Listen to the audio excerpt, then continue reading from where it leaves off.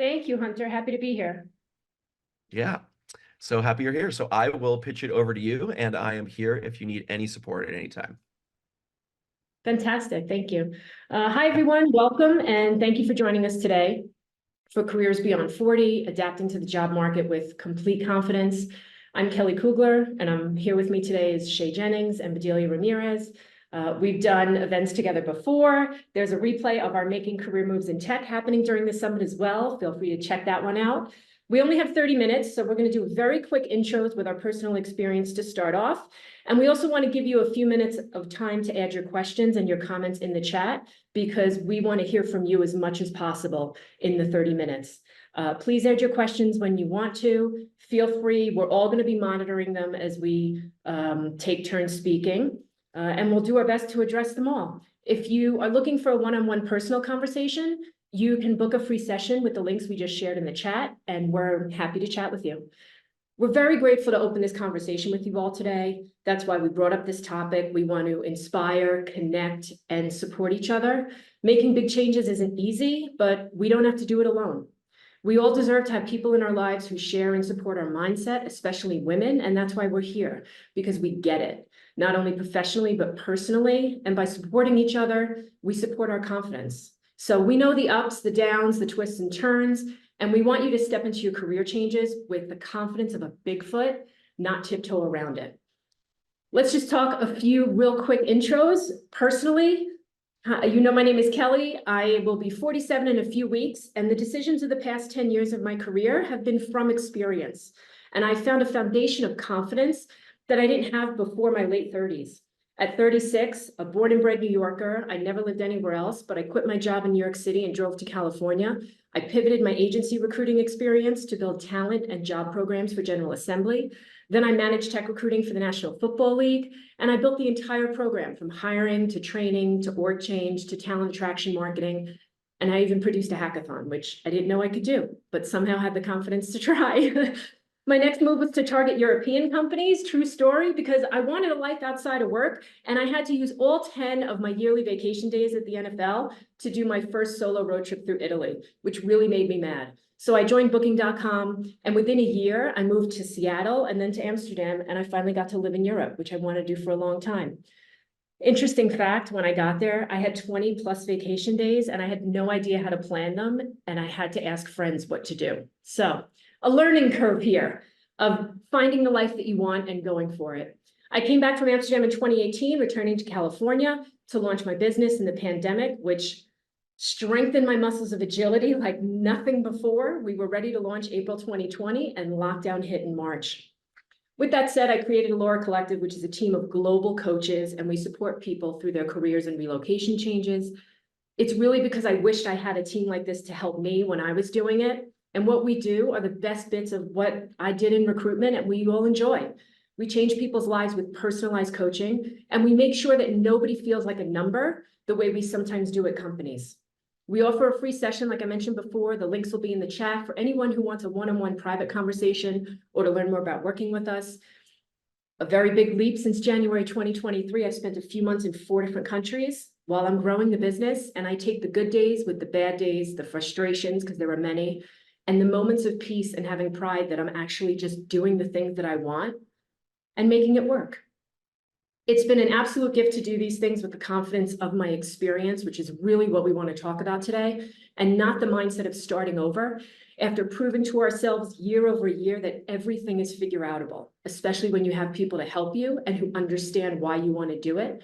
So the experience of taking risks and meeting challenges for women later in life is unique, it's extraordinary, and it is powerful. So we're really excited to talk to you about it today. I'd love to toss it over to Shay, and you can hear a little bit more about her, and we'll keep going. Thanks, Kelly. Hi, everyone. I'm Shay, a career coach, former tech and agency recruiter, and a woman not quite in her 40s yet. But I began my career in agency representing clients from their 20s to 60s find the right career home for them. After years of working in a corporate agency environment, I knew I wanted to make the switch to tech. I stumbled through my early years in tech and am forever grateful for my teammates, managers, and department leaders, often women in their 40s and up, who mentored me and helped me grow my own voice and confidence. I've made some great moves in my career, growing my skill set and my subject matter in HR tech at the applicant tracking system and company lever, and learning what it means to grow a company as well as communities at scale with Reddit. Now in my 30s, thinking ahead to my 40s, I'm very excited about the road ahead. I was always limited in the feedback and advice I could give candidates as an internal recruiter. And as a career coach with Allura Collective, I'm able to dive even further into potential challenges, roadblocks, and help guide clients as they develop their career strategy. Women of a certain age have so much more value than the job market will have us believe. The gift of perspective on your career, as well as a deep understanding of industries, challenges, and adaptability, means a resilience that early career folks often just don't have. I'm excited to share the space with such an awesome group of women, and I'm eager to be a resource and also hear your stories. So let's definitely connect on LinkedIn, and we'll be sharing all of our links throughout the session. Beautiful. Bedelia, looks like you're back. Bedelia was on mute for a second, but it looks like she's back. Do you want to say a few words? Sure. So I want to make use of this time. Hi, everybody. I'm Bedelia, a proud first-gen professional. I'm also a parent and over the age of 40. So just to let you know, I was the first one in my family to get a bachelor's degree in my immediate family. And 3 years after graduating college, I also became a mom. So for several years, I struggled with balancing motherhood and work. During this time, I was working full-time, parenting, and pursued my master's. And then that opportunity allowed me to transition from nonprofit work and get into higher education. And then I decided to make a cross-country move from the San Francisco Bay Area to New York City, which is where I live now. And in 2016, I actually started recruiting and coaching individuals who wanted to get into tech roles.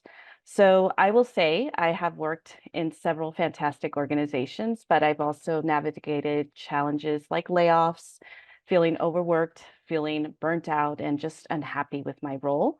And what really helped me was leaning into my story. I realized I didn't have to separate being a mom and a professional. I could do both. What I started doing was reaching out to other women in different industries.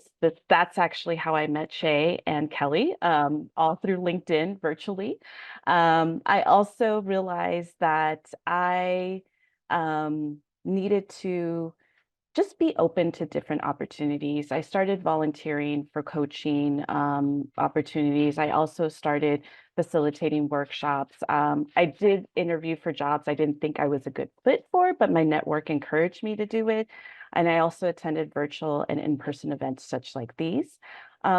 And all of these events helped me boost my confidence and most importantly, recognize my value and my worth in the industry. And it's also, I realized honing in on my personal brand was really important. It's not just about the resume and applying for jobs, but what was my story and what mattered to me. So since 2022, I've become a freelancer and solo entrepreneur. I now divide my time between working on several projects, which includes recruiting college students, teaching graduate students, and also coaching individuals who are parents, who are career transitioners, and just like you, trying to figure out what their next steps are. So I look forward to all your questions. You can find me on LinkedIn, always happy to connect and even do a virtual coffee chat. So I'm ready for your questions today. Brilliant. I'm just glad that you all will be here. It's just such a fun reunion from the last time we did Making Career Moves in Tech. And I also find it hilarious that we all kind of stalked each other, found each other, and found a way to each other through LinkedIn. So as much as LinkedIn has become a bit messy as of late, I think we can all agree, it's still a place to connect when it comes to careers and learn about each other and research career paths and see yourself in what other people may be doing. See yourself in the transitions or the pivots that other women have on their profiles, and to kind of get an idea of what's possible. I'd love to bring us back to finding confidence through your experience. I think all three of us touched on that, you know, going through the things that we survive. Or Shay, you mentioned getting advice from women in their 40s or in the later years when you were younger and now being in a position to help them. Let's talk about how we can help each other in reminding us what our experience does to build our confidence in terms of stepping into those conversations and really going after what we want. Who wants to go first? I can jump in. I feel like this is so top of mind lately because of clients that I've been working with Alora, where we are getting a cohort of women in their 50s and 60s that are saying, like, I'm not quite ready to retire. I want to retire from where I am now, or like I want to step off of like this career track, but I don't necessarily want to work a retail job. So, like, what transferable skills do I have to be able to transition that? And I think that that is so valuable. And being able to sell yourself and saying, yeah, I have these years of experience, but I'm excited about this job because, and sometimes that's a job that, you know, is a little bit more traditionally junior than what you might look at, but it fits your criteria of what you're looking for. And being able to sell yourself and speak to the recruiter or hiring manager or team about why your transferable skills and why your years of experience actually is an edge over other applicants. I love doing that.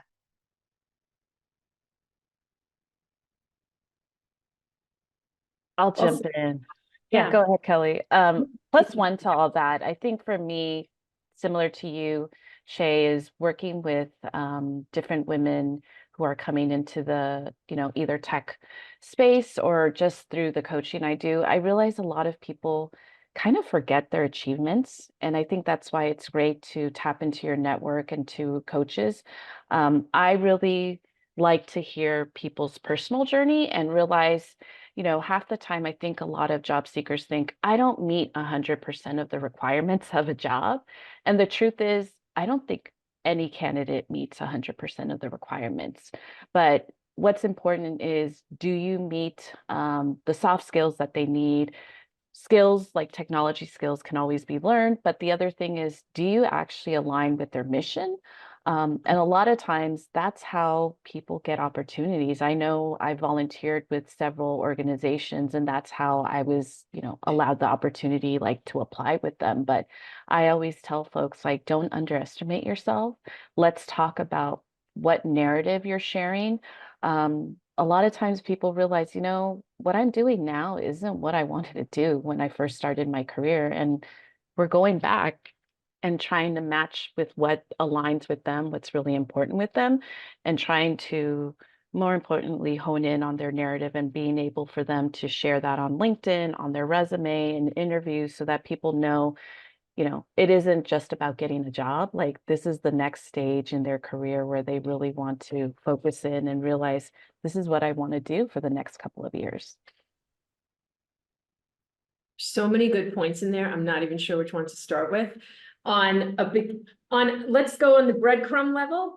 I'm confident that we all agree in terms of when we work with women or when we're coaching in general, if you have 60% or more of what a job description calls for, you should be going for it. End of story. If you match everything on a job post, which is a hiring manager's wish list, by the way, it is nothing concrete. These are humans that try to articulate what they think they want, not necessarily what they need. That's where good recruiters come into play. Shay's laughing at me because we talk about this all the time. But like Bedelia said, nobody gets hired who matches it perfectly. That's not it. You're either a little to the left or a little to the right. And if you match everything on a job post, on my life, You're overqualified. You're overqualified, and you're going to message one of us in 1 to 3 months for some coaching because you're going to be like, I'm so bored. I can't do this. I'm not growing. So you have to create the space to grow in a job before you step into an interview, and you have to pitch that to them. You have to tell the story of how you're going to develop and flourish and grow and contribute in that job in the interview. You don't wait for them to ask you questions. Our candidates, they are candidates, but our clients interview the hiring managers. They interview the interviewers. They come prepared with personalized questions to ask them that are based on what they want, not based on a top 10 list from, let's say, a good old BuzzFeed. I just aged myself. They still exist, but you know what I'm saying.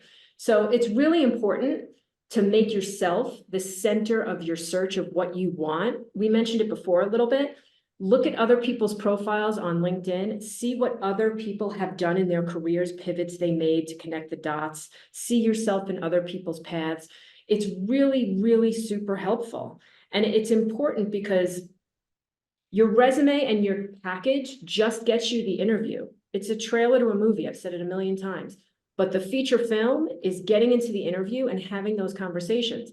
Might not be the ideal product, might not be the greatest company, but if you connect with people that you can grow with and you can build something with, or you look forward to seeing every day because you support each other, that's the win.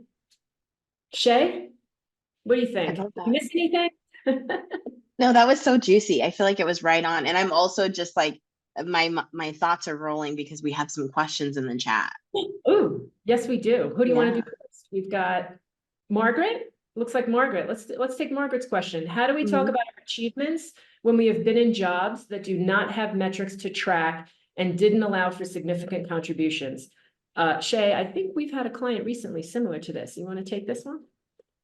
Yeah. So I think that, looking back, if you've had a performance review at this job, or if you've had a conversation with your manager, thinking back to what was covered as far as projects that you've taken on, even if you don't have metrics, you can still describe the projects and the impact at a higher level. Maybe it's the amount of stakeholders that you worked with. Maybe it was like the size of the teams that you were on. You could talk about time saved.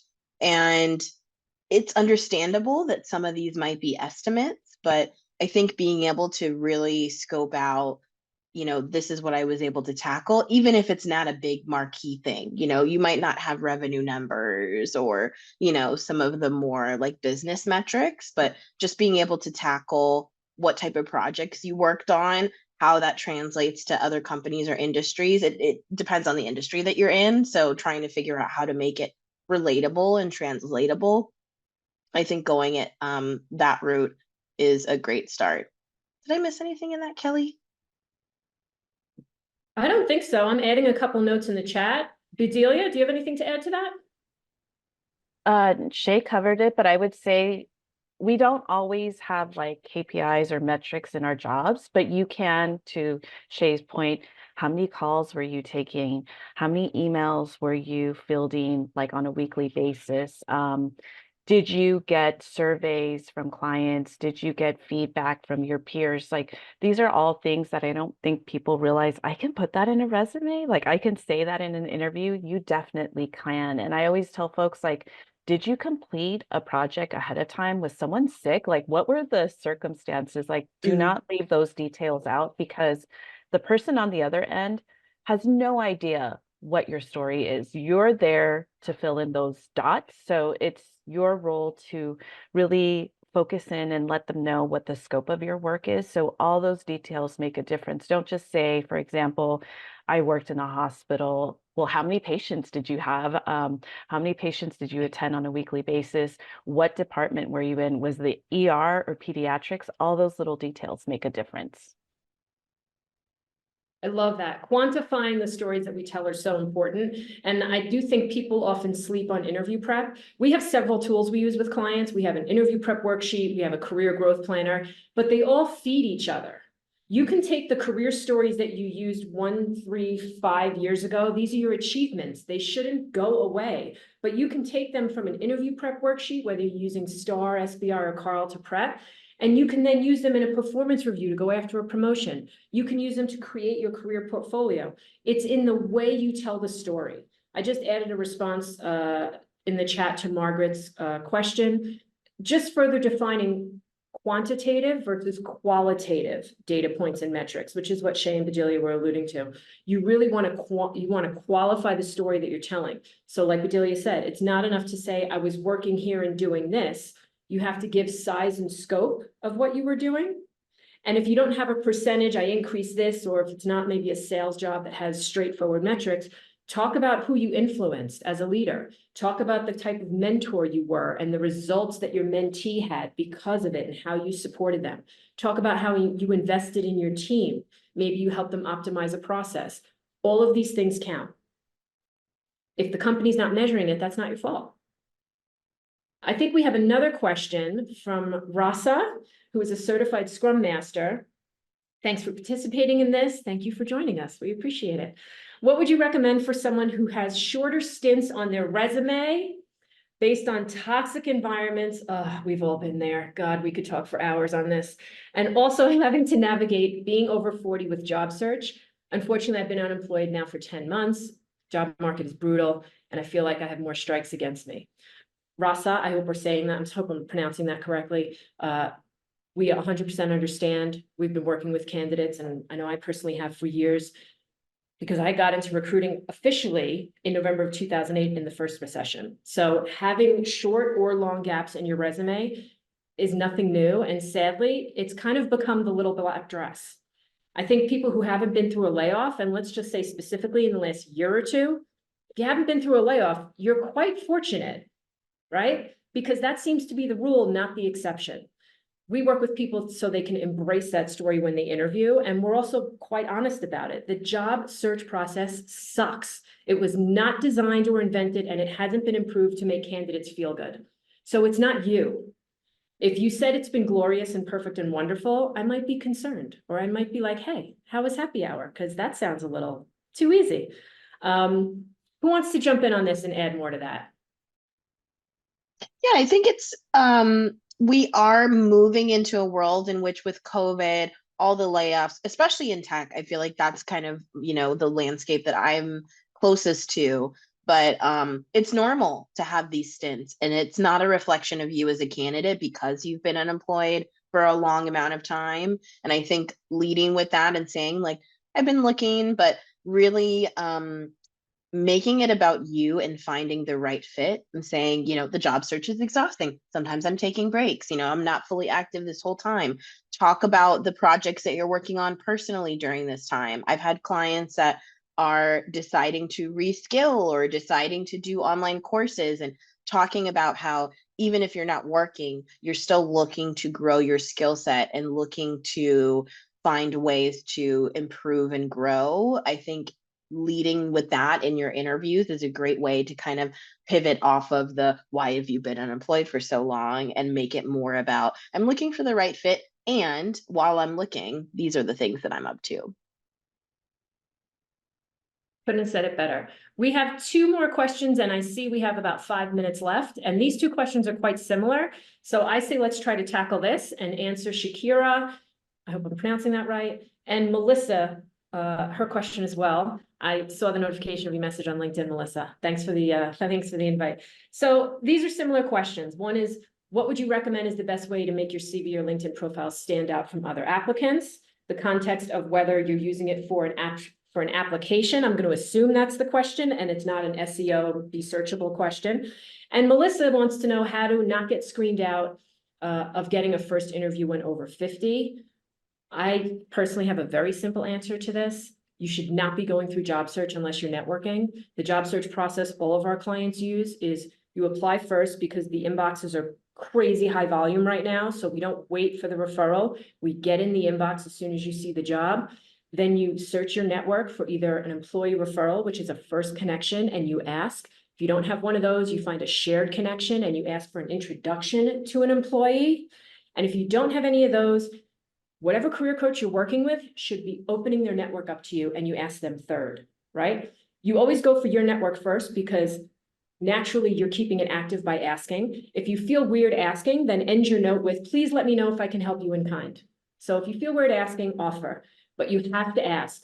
And the ask is, for example, a referral, we know what that is. They attach their name to you in their system. For an introduction, hi Shay, I found a job at Power to Fly. I applied on March 18th. Here's the link to the role. I attached my resume, and below is a very short paragraph about why I belong in it. If there's anything you can do to help me not get lost in the inbox so my application isn't overlooked, I'd love the opportunity to interview here. That's it. That's all you're asking for, is for someone to say it's worth it. Take a look at their resume. Anything to add? Delia, you want to add? I think Shay and I jumped on the last question. Sure. I think along your cover letter and your LinkedIn, make sure you have the same messaging and headline. So you don't have to, everyone does their LinkedIn differently. It is kind of like your business card. Look at what other people are doing. Go to events where they talk about LinkedIn. Do include your picture. Do include additional things that you enjoy. It doesn't just have to be about your job, but what are the values that you're interested? I am big on diversity and equity and inclusion, first gen advocacy. Those are all things that I include. I like hosting workshops.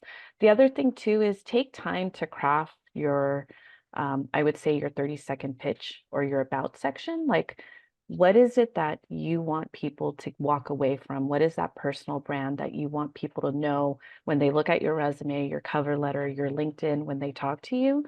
Sometimes you need to sit down with someone in your network and tell them or ask them, when you think of me, what do you think of? And that kind of helps you just try to recognize the strengths and skills you have. But I would say lean into networking. Don't rely on applying. People need to know your story, because when they know your story, the next question is going to be like, I feel like you're a great fit, send me your resume. You kind of jump the hurdle of, okay, you got to go through this process online. People are more invested in you and your story versus, what was your major? What did you graduate? What was your experience? They are invested in you. Shay? Love that.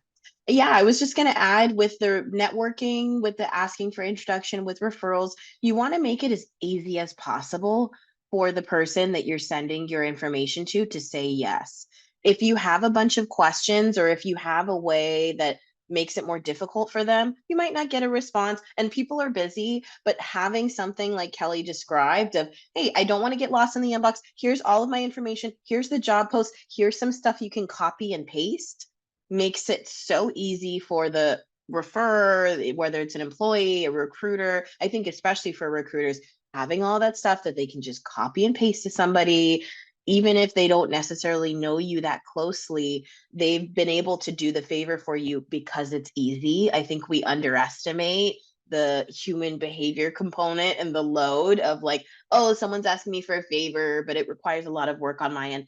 Make it something that they can copy and paste, and you're way more likely to get a positive response. 100%. If someone can help you in one step, why wouldn't they?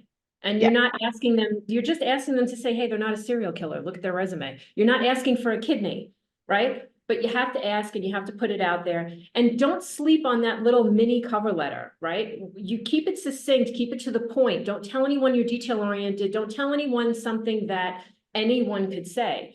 I am a great fit because, and give a specific example, one of those career stories from interview prep that you could use there or in your career portfolio, whatever it is, specific example that ties you to that role, right?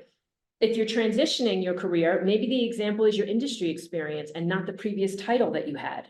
Maybe if you've had an incredible career and you don't want to be a people manager anymore, I've run into this. You'd rather be an individual contributor where you can still influence and be a leader, but you don't want to do performance reviews and OKRs and spreadsheet stuff because it like gives you hives and itches. That's fine.